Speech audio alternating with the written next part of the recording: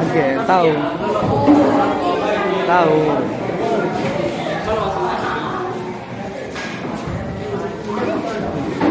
Keluar ya? Keluar. Sudah semua? Kalau sudah, Ibu bacakan ya.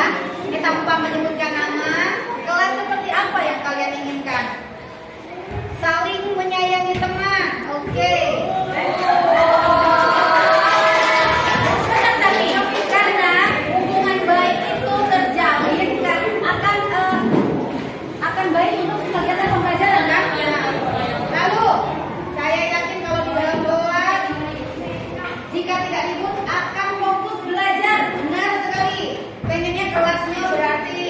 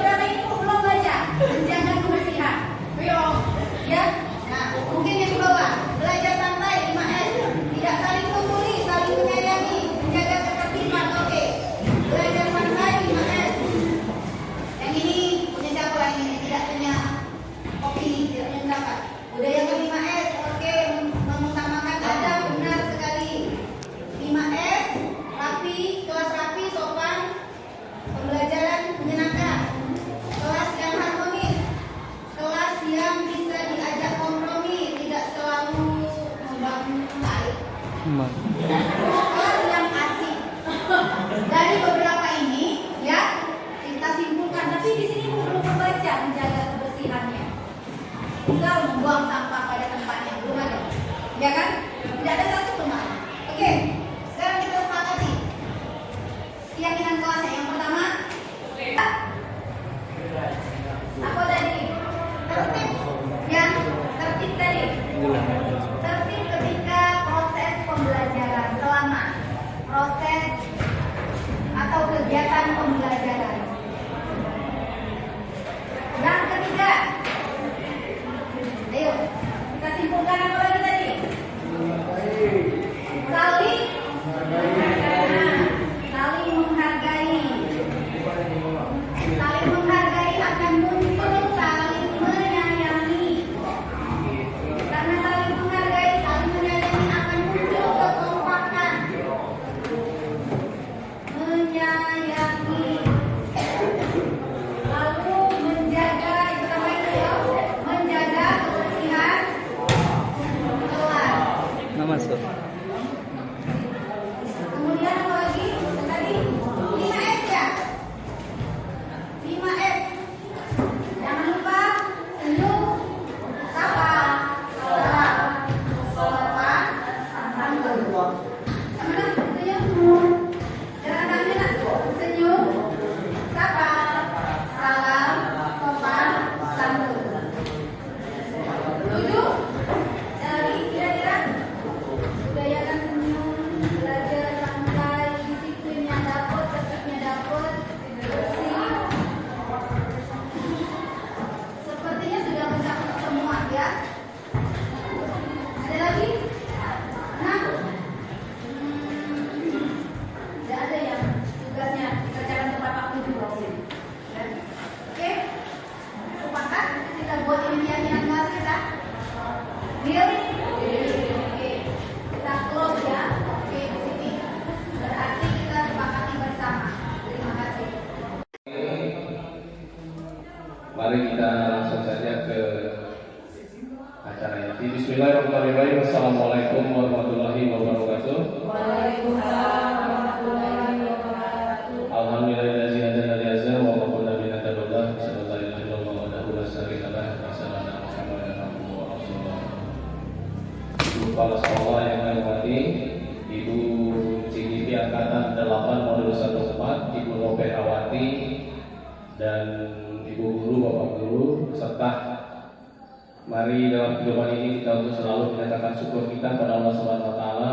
Pada siang hari ini kita masih diberinya nikmat kesehatan kesempatan sehingga kita dapat berkumpul di ruangan ini dalam rangka untuk mengikuti paparan dari Ibu Rope Awati dalam rangka CGP Angkatan ke-8. Salawat dan salam mudah-mudahan selalu tercurah pada junjungan kita Nabi besar Muhammadin sallallahu alaihi wasallam serta keluarganya, sahabatnya, dan insyaallah kita sebagai pengikut sunahnya sampai akhir kita masing-masing. Bapak Ibu yang saya hormati, adapun rangkaian acara kita pengimbasan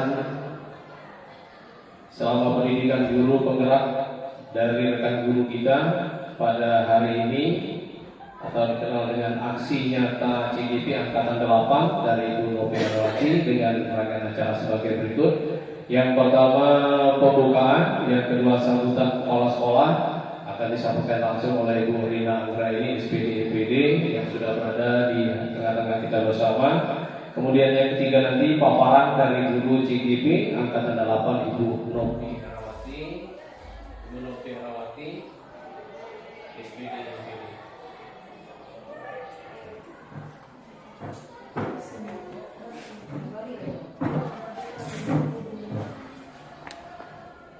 Sama bacakan lapas basmalah. Bismillahirrahmanirrahim. Dilanjutkan dengan sambutan kepala sekolah kepada Ibu Rina SPD EPD. Silakan. Bismillahirrahmanirrahim. Assalamualaikum warahmatullahi wabarakatuh. Waalaikumsalam warahmatullahi wabarakatuh.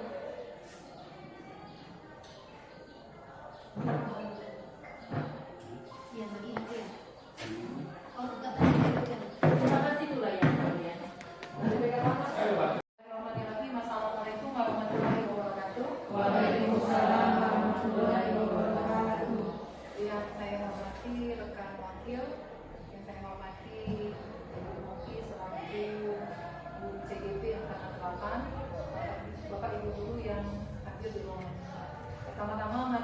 senantiasa kita mengucapkan rasa puji syukur kita kepada Allah Subhanahu wa taala karena atas berkat rahmat dan hidayah itu Allah, kita semua di sini masih bisa bersama-sama berkumpul di ruangan ini dalam kegiatan presentasi aksi nyata CGP Angkatan 8 dalam kesempatan ini yaitu Ibu Nopi Herawati dari SMA Negeri Bukaya. Salawat keriring salam senantiasa kita satukan kepada baginda kita Nabi Muhammad. Semoga kita semua akan menjadi penutup sunnah beliau hingga akhir hayat kita masing-masing. Dalam kesempatan ini kami dari pihak sekolah menyampaikan beberapa hal. Yang pertama, tentunya kami pihak sekolah sangat mendukung sepenuhnya kegiatan CGP Angkatan 8 dan kebetulan di SMA 2 hanya Ibu Nopi Herawati yang ikut di Angkatan 8 ini, dan besar harapan kami untuk Angkatan 9 dan seterusnya ada guru-guru dari SMA 2 yang justru mengikuti kegiatan CGP ini. Dan semoga juga dari presentasi yang disampaikan oleh Ibu Nopi Herawati nantinya akan menjadi inspirasi dan motivasi guru-guru yang lain untuk ikut juga tentunya dalam kegiatan CGP berikutnya. Secara tidak langsung, ketika Bapak Ibu guru mengikuti program CGP ini, artinya kita dan tentunya pihak sekolah sudah mengikuti program pemerintah, yaitu meningkatkan program Merdeka Mengajar dan Merdeka Belajar. Ya. Memang kita sebagai guru mau tidak mau kita harus mengikuti perkembangan zaman. Dalam dunia pendidikan tentunya yaitu perkembangan kurikulum yang selalu update. Yang saat ini setiap sekolah dan seluruh sekolah wajib mengikuti KUMER yang kita kenal yaitu kurikulum merdeka. Nah, dengan Bapak Ibu mengikuti program CGP ini, Bapak Ibu akan lebih banyak mengenal dan mengetahui tentang kurikulum merdeka itu seperti apa. Jadi pada intinya saya selaku kepala sekolah SMA Negeri Bukaya mendukung sepenuhnya kegiatan CGP ini, bukan hanya Ibu Nopi Herawati, tapi lainnya pada periode angkatan 10. Itu saja yang dapat saya sampaikan. Lebih dan kurang saya minta maaf. Saya akhiri dilakukan saya. Wassalamualaikum warahmatullahi wabarakatuh. Waalaikumsalam warahmatullahi wabarakatuh.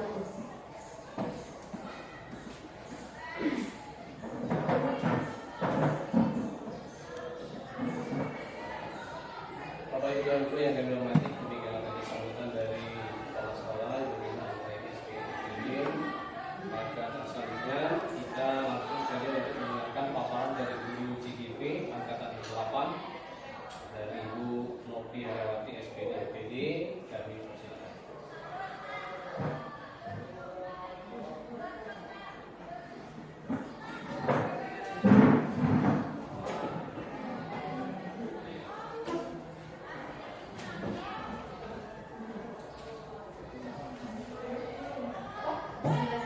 Assalamualaikum warahmatullahi wabarakatuh. Waalaikumsalam warahmatullahi wabarakatuh. Mohon izin Bapak Ibu, dalam aksi nyata ini mungkin saya tidak menggurui, saya hanya berbagi apa yang sudah saya dapatkan selama 2 bulan saya menjalani pendidikan guru penggerak di Angkatan 8 ini. Aksi nyata yang kami lakukan ini di modul 14 ya, yang berjudul budaya positif.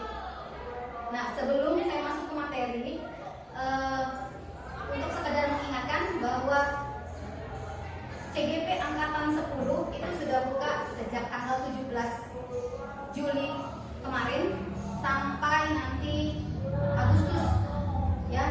Jadi Bapak Ibu guru yang ingin mendaftar, persiapkan dirinya ya.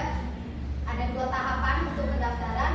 Di tahap pertama itu berkaitan dengan dokumen kita ya. Ada pengunggahan dokumen RPP, kemudian ada menjawab soal esai yang sudah disiapkan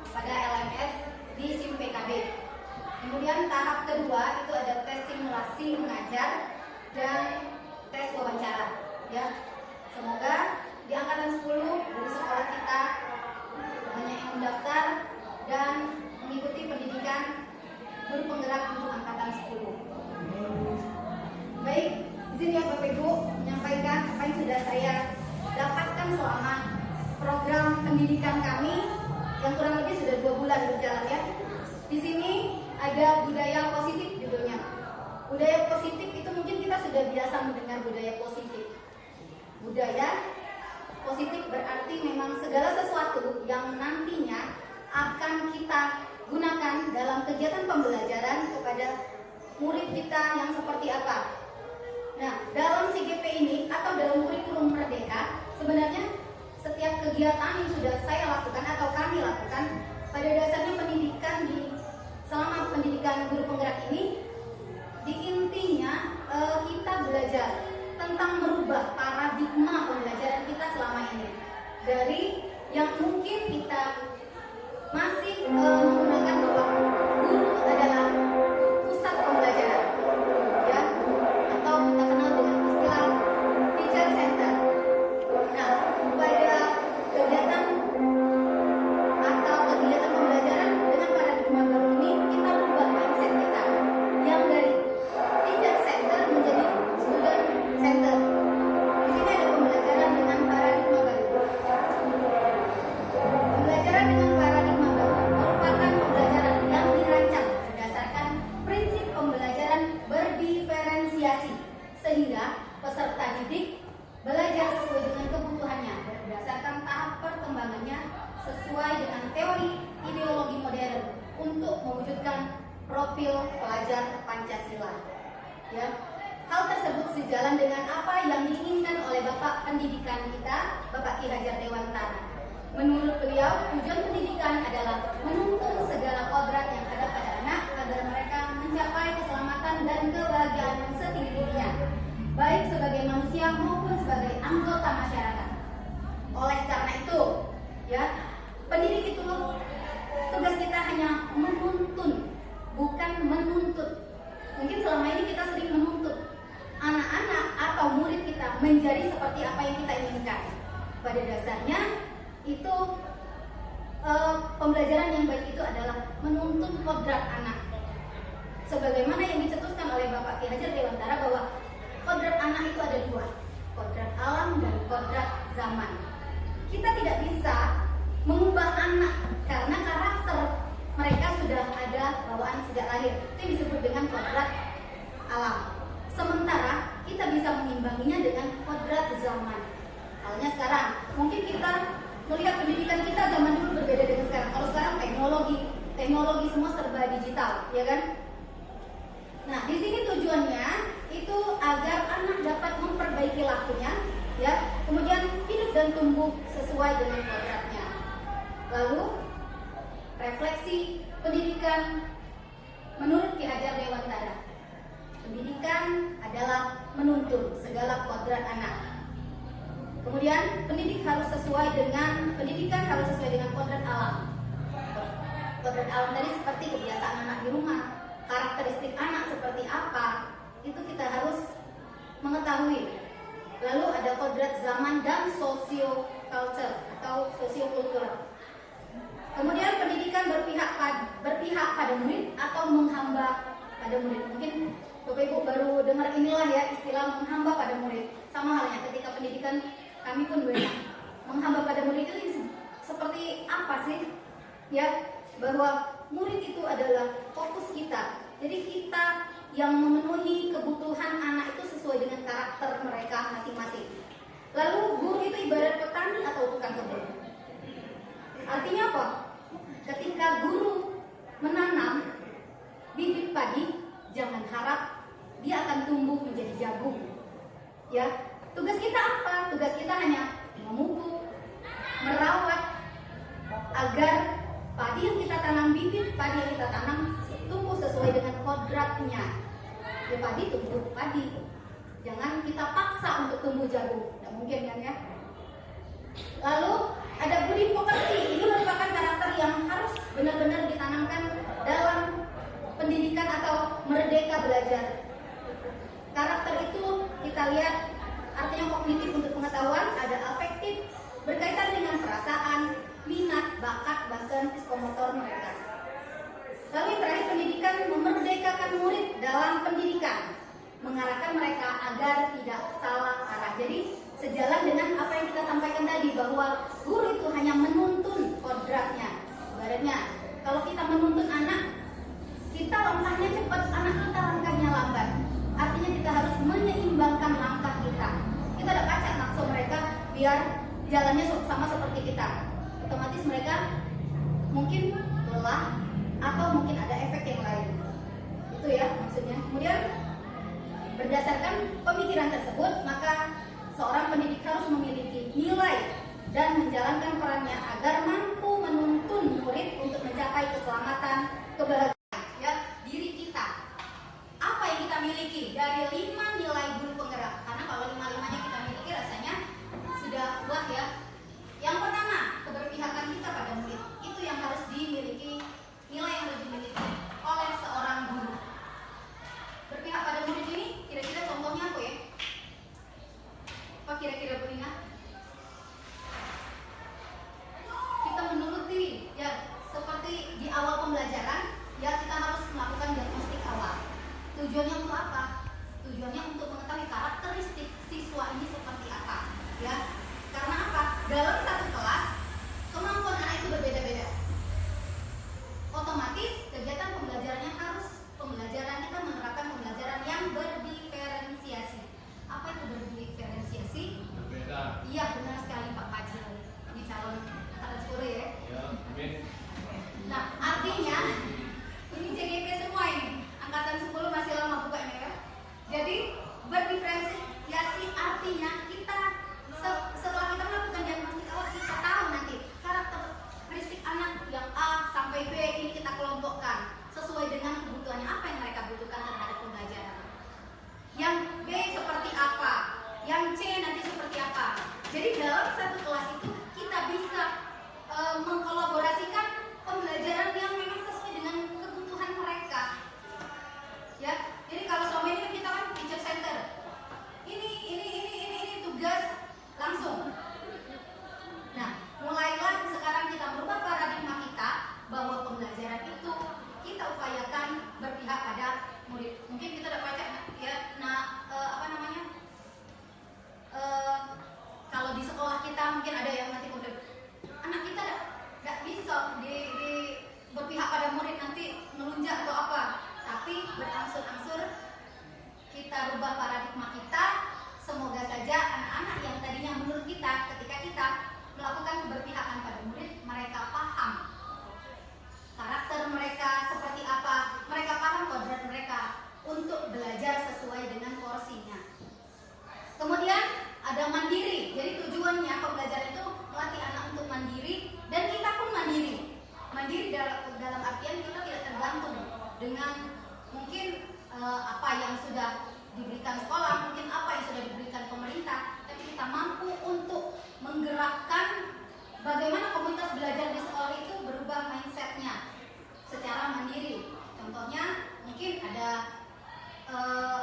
salah satunya kemandirian kita, misal di dalam ada tes CGP ini, itu kan fasilitas sekolah tidak ada, dalam artian mungkin tidak ada yang mengkoordinir atau apa. Artinya kita mencari informasi itu secara sendiri untuk mengembangkan potensi yang ada pada diri kita. Kemudian reflektif. Nah, reflektif ini salah satu yang mungkin menurut saya jarang sekali, bahkan mungkin tidak pernah kalau saya lakukan dalam pembelajaran. Baiknya itu ketika kita menyelesaikan satu kali tatap muka dalam pembelajaran, ada baiknya kita melakukan refleksi diri. Boleh kita refleksikan, bertanya kepada anak, ataupun refleksi diri kita kepada anak. Bisa kita tanya kepada rekan sejawat kita, bisa kekurangan apa dalam kegiatan pembelajaran ini. Tentunya tugas atau selanjutnya untuk diperbaiki ke depannya ya. Kemudian ada inovatif. Inovatif ini apa ya? Inovatif ini melakukan apa Bu Dwi? Iya, hal-hal baru. Jadi kalau selama ini mungkin kita monoton ngajarnya seperti ini, yuk kita bawa anak-anak sesuai dengan konsep materi, sesuai dengan karakteristik anak. Ada anak yang mungkin hobi dengan IT, kita bawa ke lab multimedia. Ya, sesekali kita bawa mereka. Yang pelajaran biologi mungkin ya Pak ya, adaptasi dengan ekosistem yang ada di sekitar kita. Nah itu artinya biar anak tidak menjadikan pembelajaran itu di kelas itu menjadi pembelajaran yang membosankan. Kemudian kolaboratif ini mampu bekerja sama dengan semua warga sekolah, mampu bekerja sama dengan anak, mampu bekerja sama dengan sesama rekan guru, mampu bekerja sama dengan pimpinan, bahkan pada pihak-pihak lain di luar sekolah. Kemudian peran guru penggerak menjadi pemimpin pembelajaran, menjadi coach bagi guru lain, mendorong kolaborasi, mewujudkan kepemimpinan murid dan menggerakkan komunitas praktisi. Kira-kira dari kelima ini adakah yang sudah kita wujudkan? Menjadi pemimpin pembelajaran? Sepertinya sudah ya, kita yang mimpin di kelas. Lalu menjadi coach bagi guru lain? Iya, contohnya mungkin dari MGMP gitu ya. Lalu mendorong kolaborasi? Iya, kita mampu bekerja sama bahkan dengan pihak lain. Sekolah kita ada MOU dengan Bank Sumsel, itu salah satu kegiatan kolaborasi. Mewujudkan kepemimpinan murid? Ya, OSIS, salah satu contohnya ada LKS ya Bu ya. Latihan? Ya, latihan kepemimpinan siswa. Kemudian menggerakkan komunitas praktisi. Adakah komunitas di sekolah kita selain MGMP? Kalau MGMP kita aktifnya yang tingkat kota ya.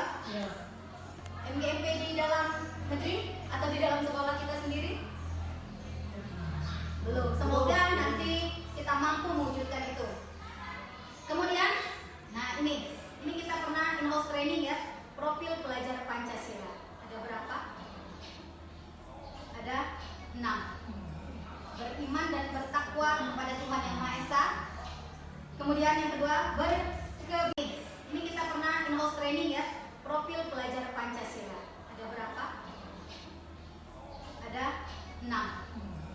Beriman dan bertakwa kepada Tuhan Yang Maha Esa. Kemudian yang kedua, berkebinekaan global, bergotong royong, kreatif, bernalar, kritis, dan mandiri. Ya, profil inilah yang menjadi acuan kita untuk menentukan visi sekolah mau dibawa kemana. Ya, dengan berpedoman pada 6 dimensi ini. Jadi tidak harus kita pakai kalau visi kita selama ini ada berbudaya lingkungan, ya kan? Nah, artinya kita mungkin bisa mengupdate sekarang dengan canggih teknologi. Artinya kita mengharapkan anak-anak yang tidak ketinggalan atau tidak gaptek, bisa jadi itu menjadi visi kita. Nah, sekarang setiap pendidik pasti memiliki mimpi tentang murid dan sekolah di masa depan. Bu Lina, kira-kira mimpi murid yang seperti apa yang diharapkan di masa depan? Mimpi Ibu tentang murid. Pengen murid seperti apa? Berbudi pekerti. Oke, bagus sekali. Ibu Helen? Iya, masuk dimensi semua ya kalau kita balik lagi sini. Nah, Ibu Listio? Bernalar tinggi atau cerdas ya. Ibu Dwi? Punya daya kreativitas yang tinggi. Iya, kreatif dalam segala hal. Ibu Diani, mimpi muridnya di masa depan? Nggak buta IT. Nah, melek IT. Kalau nggak buta berarti melek deh ya. Pak Yuliansa? Mandiri. Ya, mampu berdiri sendiri. Ibu Andai? Yang jelas berakhlak. Benar sekali, berakhlak. Artinya semua yang sudah disampaikan oleh rekan guru di sini, guru hebat semua, bahwa murid yang mereka impikan ada dalam 6 dimensi ini. Ya, profil pelajar Pancasila. Sekarang kita kan apa-apa ada profil pelajar Pancasila. Artinya kita harus berkomitmen pada 6 dimensi ini. Jangan melupakan 6 dimensi ini. Kemudian ini visi, mimpi pendidik tentang murid dan sekolah di masa depan. Tadi sudah saya minta ya, masing-masing punya impian yang sama.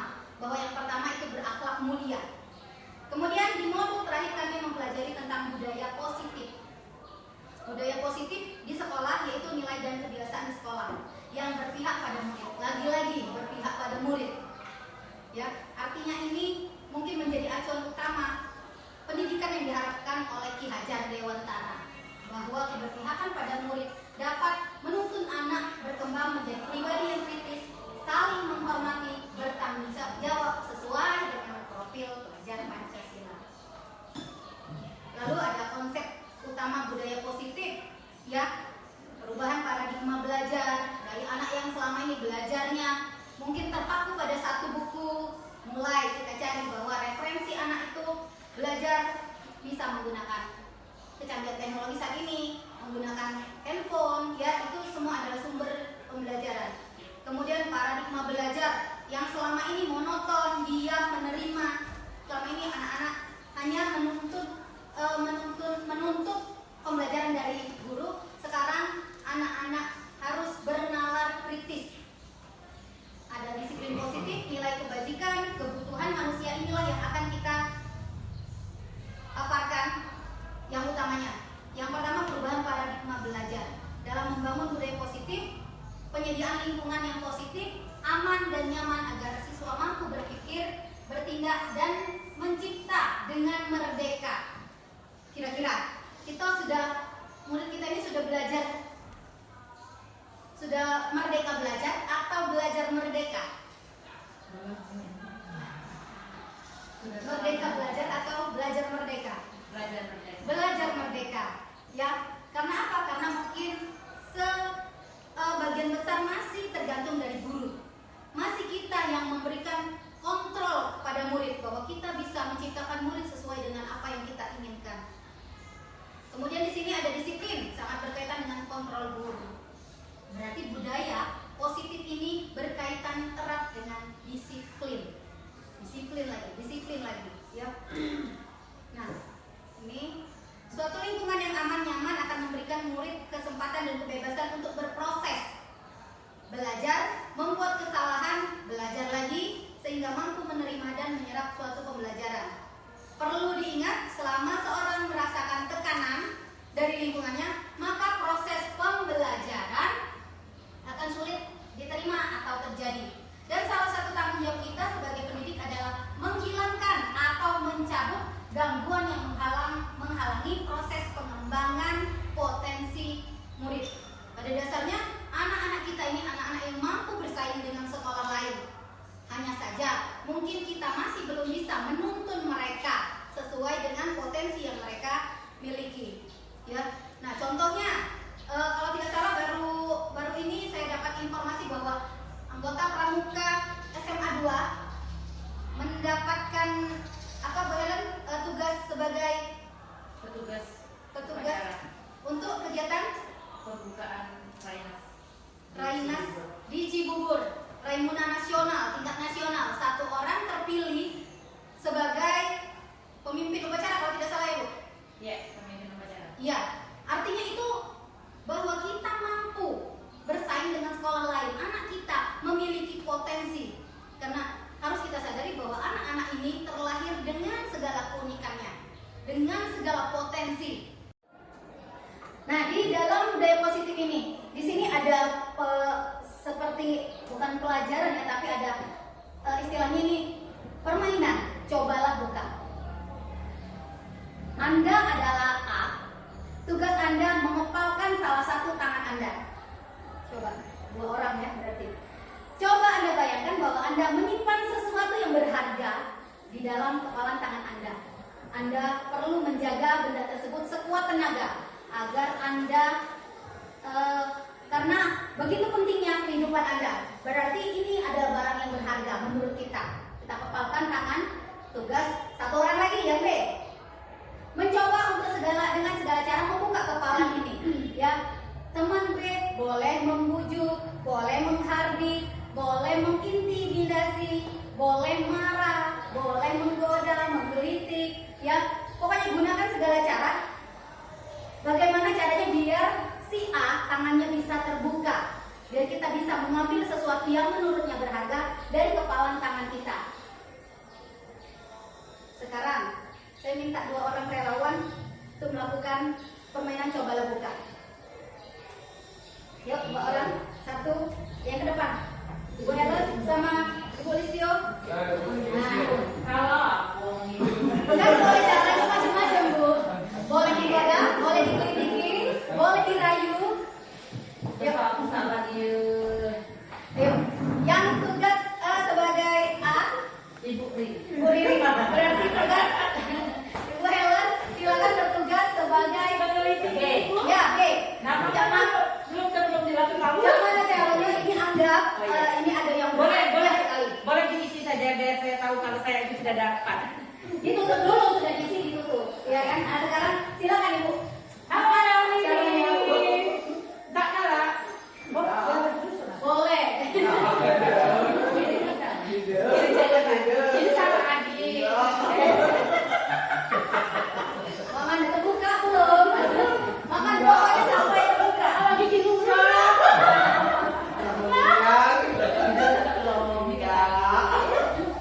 Ayo Bu, ibu yang cantik. Kuku sama di jeruk. Enggak. Ayo. No.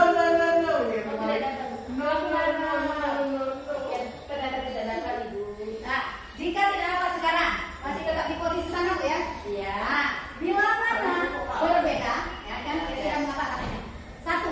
Apakah Anda atau yang B membuka kepalan tangan Anda? Memriri, bagaimana? Apakah Anda membuka kepalan tangan Anda? Tidak. Tidak. Mengapa? Karena ini sangat berharga. Karena yang Anda kepala itu adalah sesuatu yang berharga menurut Anda. Iya. Oke. Yang kedua, apakah Anda yang B ya menutup kepalan tangan Anda? Menutup? Iya. Iya, jelas menutup. Iya kan? Karena Tidak mau. iya, Ibu Helen tidak bisa membuka. Iya. Kemudian apa alasan Anda tetap menutup kepalan Anda? Berarti menurut Anda masih ini yang berharga menurut si B tadi kan? Nah, sekarang dalam kegiatan ini sesungguhnya siapa yang pegang kendali? Otomatis si B. Siapa yang memegang kendali untuk membuka atau menutup kepalan Anda? A atau B? Ayo, kalau A kenapa dia tidak berhasil? Saya kan tidak tahu. Jadi siapa yang pegang kendali? B. Yang B. Iya. Nah, artinya pilihan ada di kita, kita nak buka atau iya. Artinya segala sesuatu yang berharga menurut kita ada pilihan ada di kita. Mau maju melanjutkan dengan membuka, membagi, atau tetap memegang teguh kepalan yang ada di tangan kita. Kira-kira seperti itulah ya disiplin positif atau budaya positif. Silakan duduk kembali volunteer atau sukarelawan. Terima kasih. Terima kasih waktunya ya. Nah ini sebenarnya mungkin ini hanya istilah kendali guru kita yang ada, kita yang mengendalikan, yang menurut kita. Tapi ternyata di sini ada perubahan paradigma. Permainan cobalah buka, kepalkan tangan Anda, kendali pada diri kita sendiri. Berarti si pemegang kepala. Nah ternyata dari asumsi kita berkaitan dengan kepalan tangan tadi ada miskonsepsi tentang teori kontrol. Jangan salah nyebut. Nah, bahwa di sini menurut kita guru itu bisa mengontrol, ya kan? Kita mengontrol murid. Pada dasarnya kembali lagi kita menuntun murid. Ini miskonsepsi. Kemudian ada ilusi bahwa semua penguatan positif itu efektif dan bermanfaat. Nah, menurut kita dengan kita mengontrol siswa ini akan menguatkan karakter mereka. Kita neraka, dilarang datang terlambat menurut kita, tidak boleh, atau datang tepat waktu ketika ada anak yang telat kita memberikan hukuman. Ya, itu menurut kita kontrol seperti itu bisa menguatkan karakter mereka, ya, dan akan efektif dan bermanfaat. Besoknya kita berharap mereka tidak akan mengulangi perbuatan tersebut. Pada dasarnya itu hanya ilusi, ya, bahwa orang dewasa kemudian berhak memaksa. Kita kan dewasa dibandingkan dengan anak-anak kita. Nah artinya kita pacak maksa. Hendak kita nih anak nih terlahir seperti yang kita mau. Ya pada dasarnya mereka punya potensi yang berbeda-beda. Artinya kita tidak berhak memaksa mereka. Hanya saja kita bersama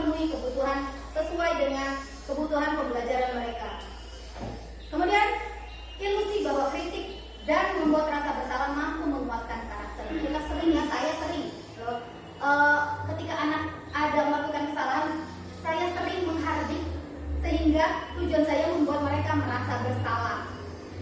Dengan tujuan mereka tidak akan mengulangi atau menguatkan karakter mereka. Padahal terkadang saya juga malu ya bahwa saya belum bisa menjadi guru seutuhnya. Di depan kelas mungkin saya mempermalukan mereka. Ya, dan itu mungkin pembunuhan karakter bagi mereka. Dan itu ternyata konsep yang salah selama ini saya terapkan di kelas. Nih, kemudian ada disiplin. Kalau disiplin mungkin sudah hal yang sudah biasa.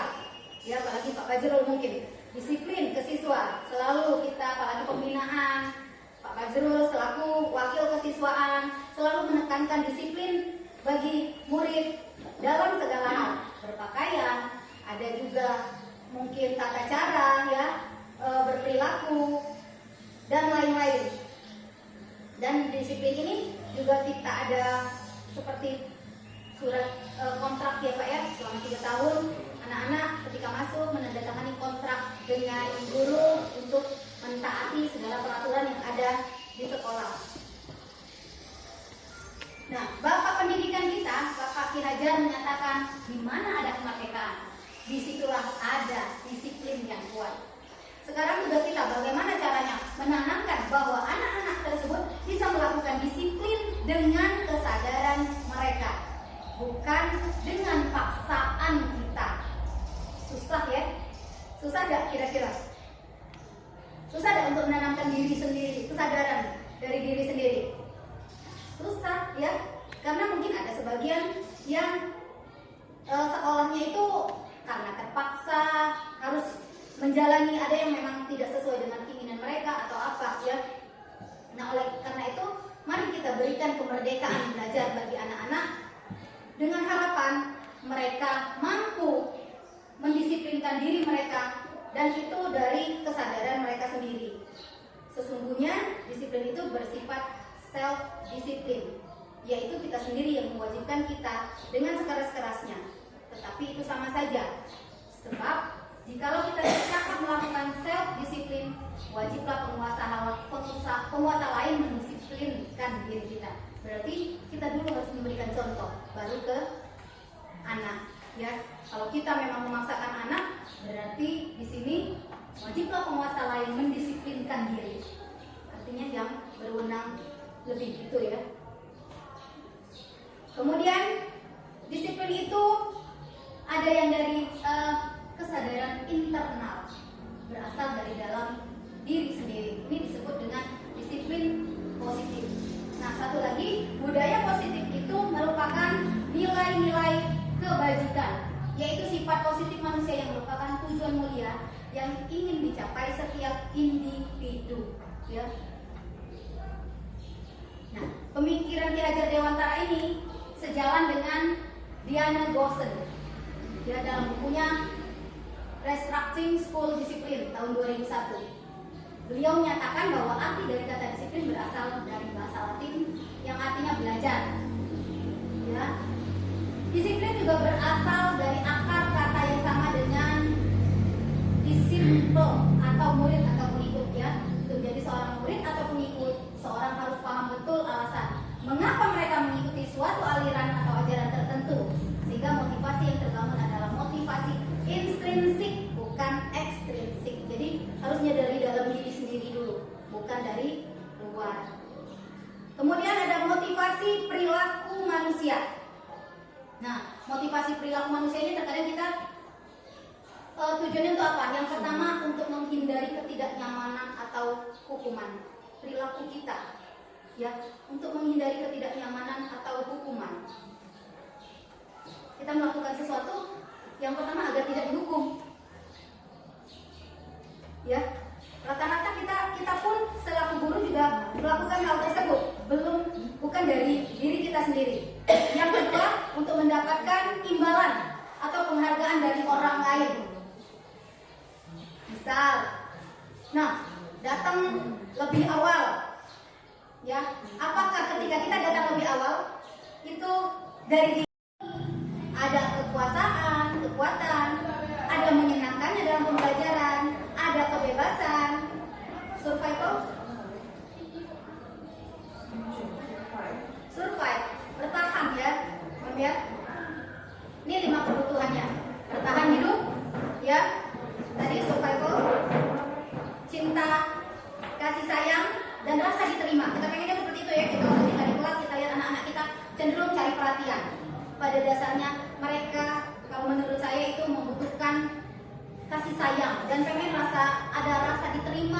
bahwa mereka bagian dari kelas ini. Apalagi anak kelas 10 ya, sekarang sedang mencari-cari. Kemudian ini masih menurut Dian Gosen, guru perlu meninjau kembali penerapan disiplin di dalam ruang kelas mereka selama ini. Apakah telah efektif? Apakah berpusat? Apa memerdekakan atau memandirikan murid? Bagaimana dan mengapa? Nah, nih, Ulina. Oh ya. Makasih ya. Ulina, posisi kontrol sebagai apa? Kali Ulina. Teman mungkin. Sebagai teman. Pak Fajrul? Manajer. Mem diri? Memantau. Bu Diani? Manajer. Bu Andai? Pemantau. Pak Yan?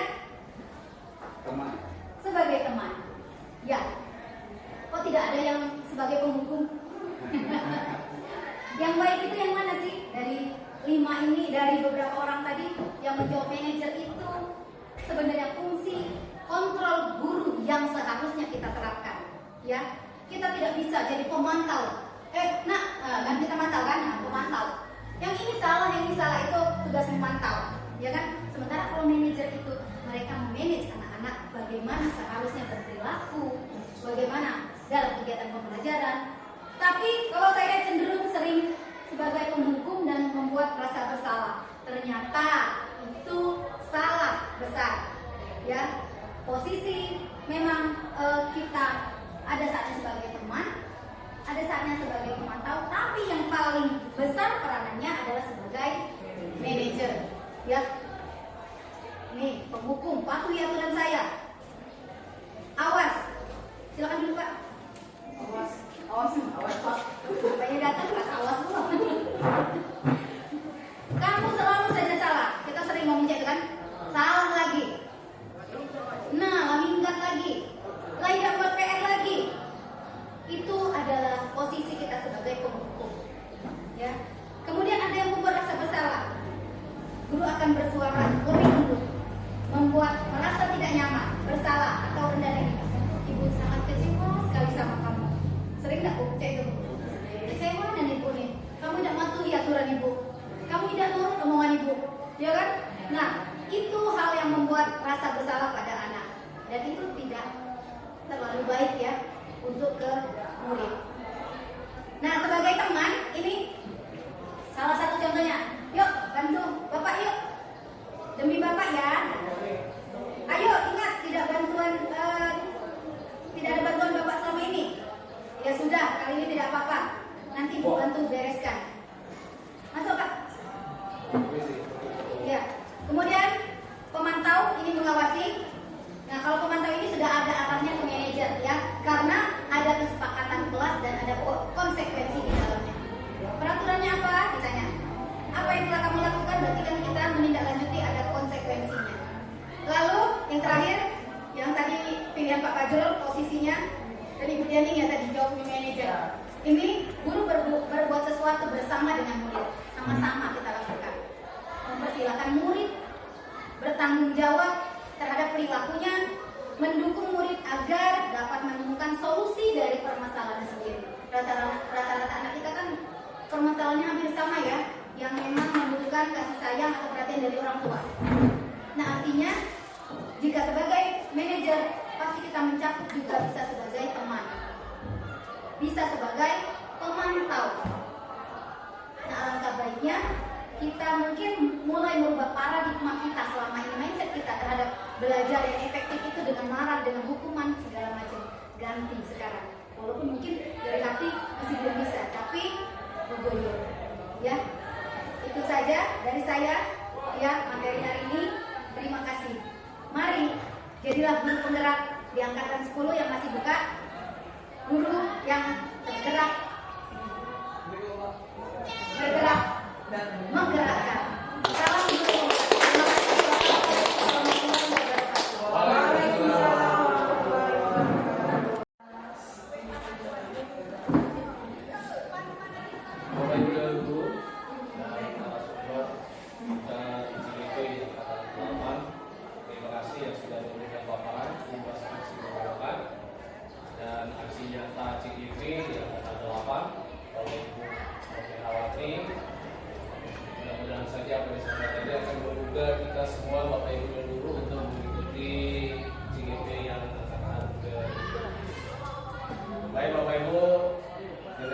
banyaknya paparan tadi, maka selesai kita rangkaian acara kita pada siang hari ini. Mari kita tutup dengan sama-sama mengucapkan alhamdulillah. Alhamdulillah. Baca siang ini mengucapkan terima kasih atas jawabannya. Saya Assalamualaikum warahmatullahi wabarakatuh.